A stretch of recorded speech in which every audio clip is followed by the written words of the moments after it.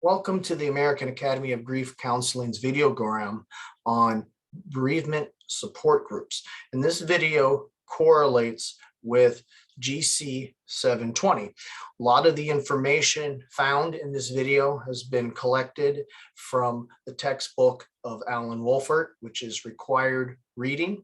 And it's a hope that this video is more of a supplement to the reading itself, to give individuals a little bit of an audio of what they have actually been reading. And this video is created to give also an idea of what a support group is, its numerous benefits, its functions, how it evolves and grows, and the important leadership qualities that an individual must possess to be able to lead a support group itself. So when we look at the benefits of a support group, I suppose the first and most important thing is to understand if the bereaving individual needs to be in a support group to begin with. Some individuals grieve better without other individuals around them in a support group setting. Maybe individual counseling is all they need, or maybe they already have an existing social structure of friends and family who actually understand the grieving process, and they're able to help them through that. So for some individuals, a support group may not be what is needed, but for others, it may be extremely beneficial, especially those who are suffering from isolation. They don't have anyone to talk to. They may feel like they are the only person in the world experiencing this particular grief, and they need someone to talk to who has similar like experiences.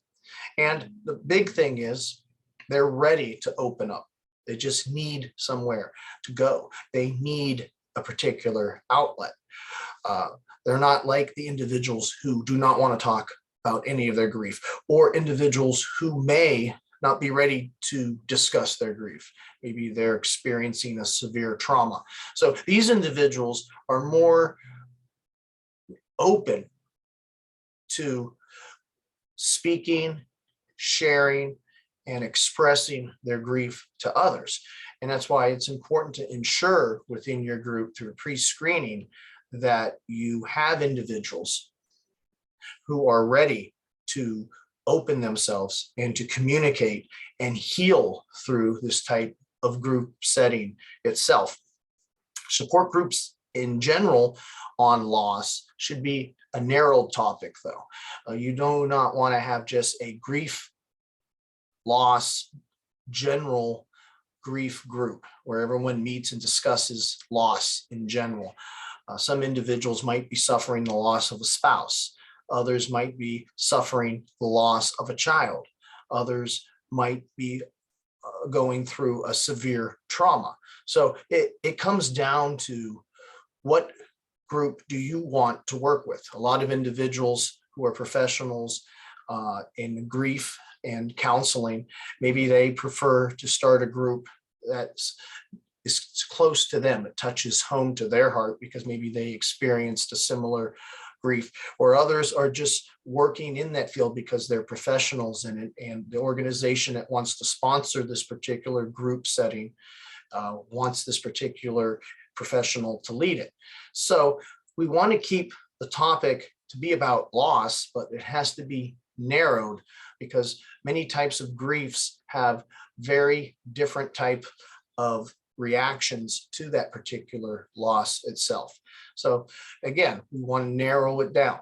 If a group's about divorce, then we want to have divorcees. If it's about loss of a spouse, widow, or widowers are welcome to come to this particular type of group.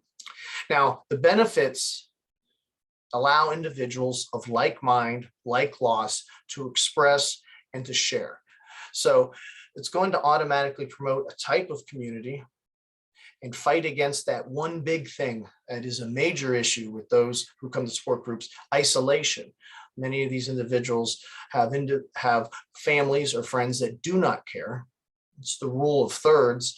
Only 1/3 usually cares enough, but the other one is giving bad information, and the final third doesn't care at all. So some individuals don't even have enough people in their lives or support to cope with the loss. So they find themselves in isolation. And this type of community is very helpful. This type of emotional, spiritual, and physical support, and a safe place for them to be able to vent and talk, is very important. And unlike just an individual counseling session, a support group allows others to help heal others. So it's just not a counselor and the person, but a group of individuals with a group of ideas that can help others find ways to heal itself. So when we look at the basics of a bereavement support group, we come to the conclusion that they're usually founded or sponsored by a community, an outreach program, a church, an institution, or facility. And then some are founded independently for like-minded grievers. So we've had many come to the American Academy of Grief Counseling, looking in particular to be able to give back to the community something that is very close to their heart. Maybe they lost a spouse and they want to become certified, and they do have the professional background to be able to form a support group. And they go forward and they give what the community didn't have that they felt the community needed. Usually no greater than 12 members. And again, these are all recommendations from Wolfert. So if there's too little, that's not going to give enough support. If you give too many, individuals can become lost in it. So that's the one reason why Wolfert recommends 12 members. Meeting places should be places like libraries, community centers, schools, or churches. And many of these places open up the opportunity for individuals looking to have groups meet. They open their doors pretty gladly to be able to offer that type of help to the community.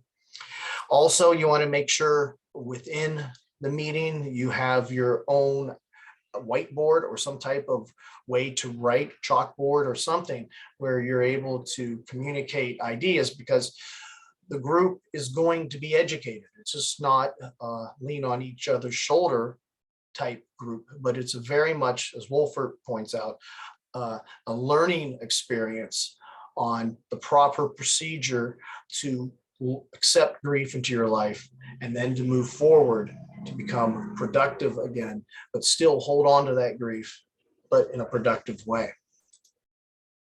There are some rules that need to be laid down on the initial meeting, and this is important.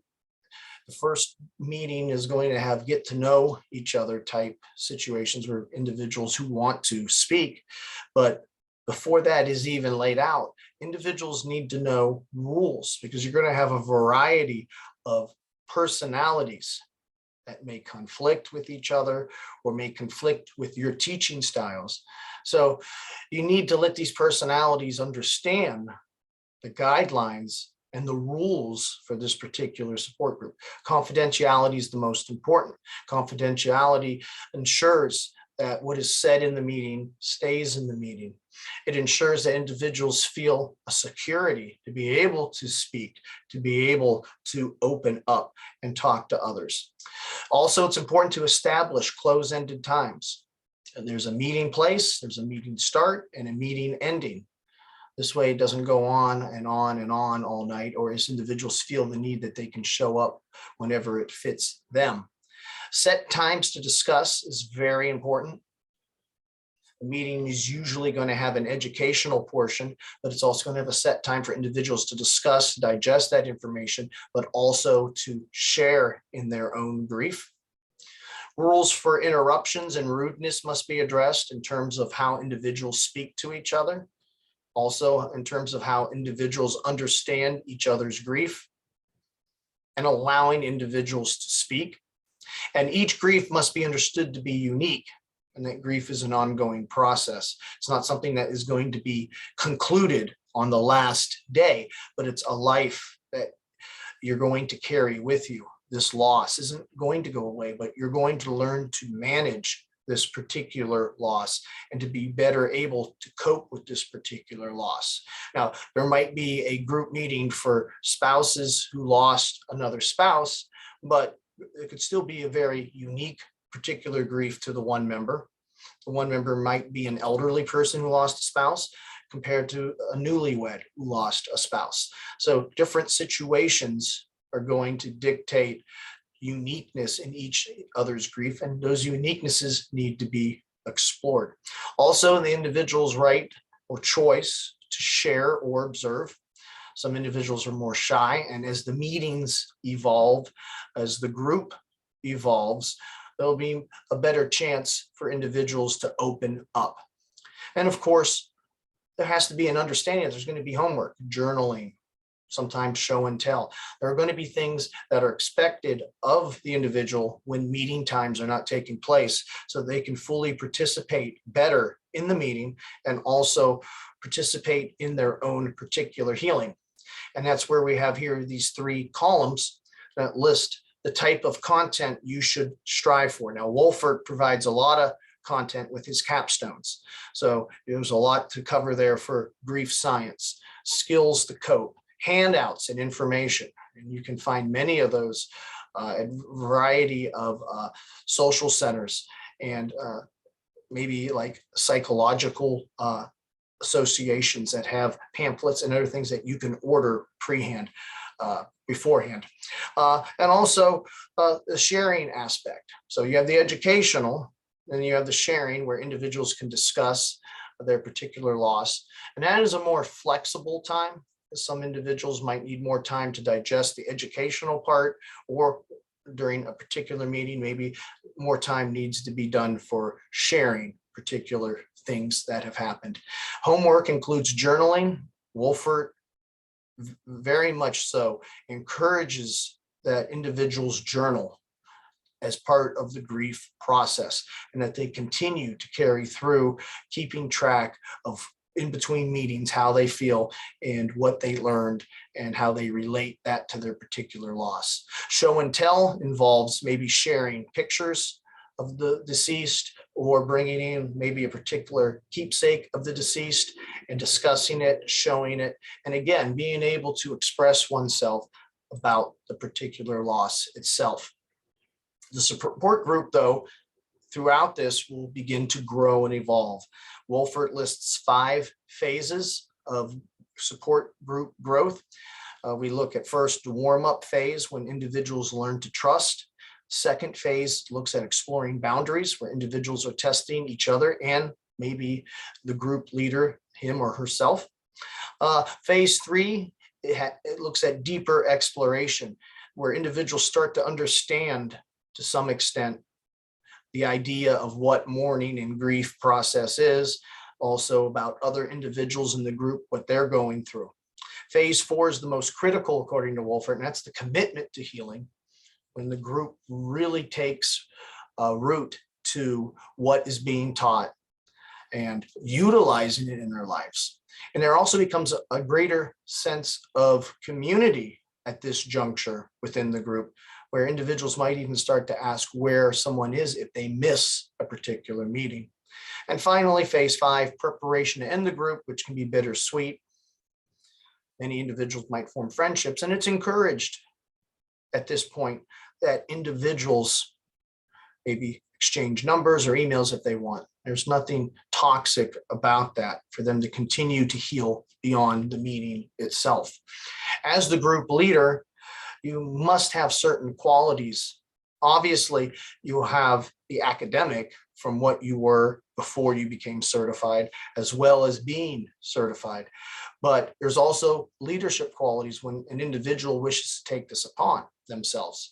Some individuals go from a more grassroots level, and maybe they've never been in a leadership role.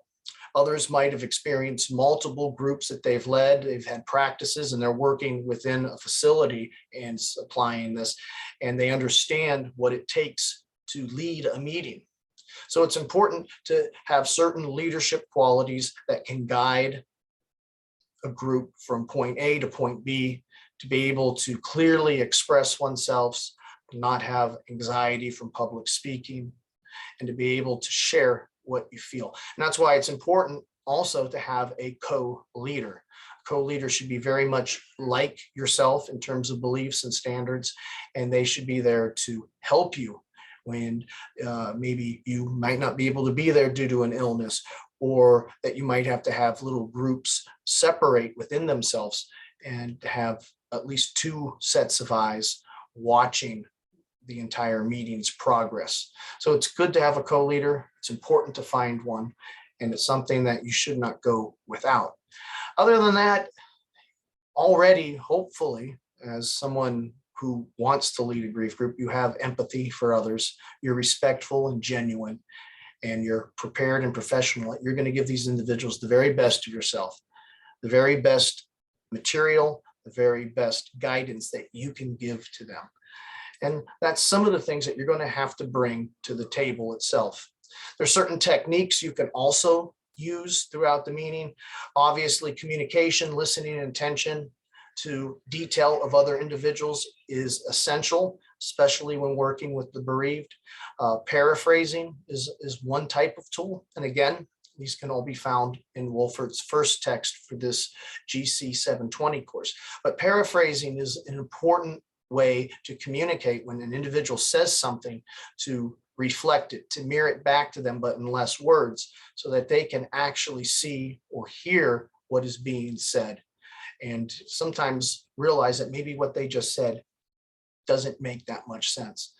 Clarification is another important tool, understanding that everyone has a clear view of what you're saying, as well as what the individual in the group is saying. And you, as a moderator, it's essential that you make sure that everyone is on the same page and everyone understands what is going on. Perception checking is another important one, important technique. When an individual may make a statement on how they feel, it can be critical to maybe ask, is that true? Is this really how you feel? And why do you feel that way? And sometimes this can make the person probe deeper a little bit and into their own self, to question, well, why do I feel that way? So it's a perception checking in that regard. Observations and acknowledgements are also key in making sure that individuals are progressing. Sometimes it's an acknowledgement simply of what they feel. Other times it's an acknowledgement to what they have succeeded in. So as a leader, you're not only teaching and helping others heal, you're also encouraging them so that they are able to proceed and move forward.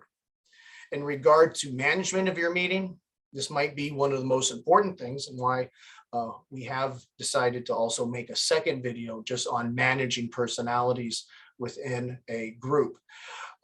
Management of the meeting, if it is not there, no matter how well you prepared, no matter how great the material is being presented is, it won't matter if the meeting gets out of control and all 4 wheels fall off. So keeping order is key. Going back to the rules and making sure that they're followed. Managing variety of personalities that you can come across. And there are many personalities that want to dominate the meeting. Maybe some want nothing to do with the meeting. Maybe others want to impose their views on others. So it's important during pre-screening, when you discuss with individuals who want to enter the group, whether they should be in it or not, and to understand the type of personality that you might be working with. Some might want to challenge you. So you have to look at these types of personalities during the pre-screening and see if a group is best for them. And again, you might discover that some are dealing with trauma, and you don't want to have, if you have a PTSD group, someone who experiences trauma, to have flashbacks. So individual treatment might be best for them in that particular case. Or an individual might be exhibiting complicated grief, in which you would refer them to a licensed professional. Or if you're a licensed professional, recommend individual counseling instead of having them in the group. Because again, as we discussed earlier, there are benefits to group counseling, but those benefits are only for those who are ready to be in a group or meet the standards of having to have it.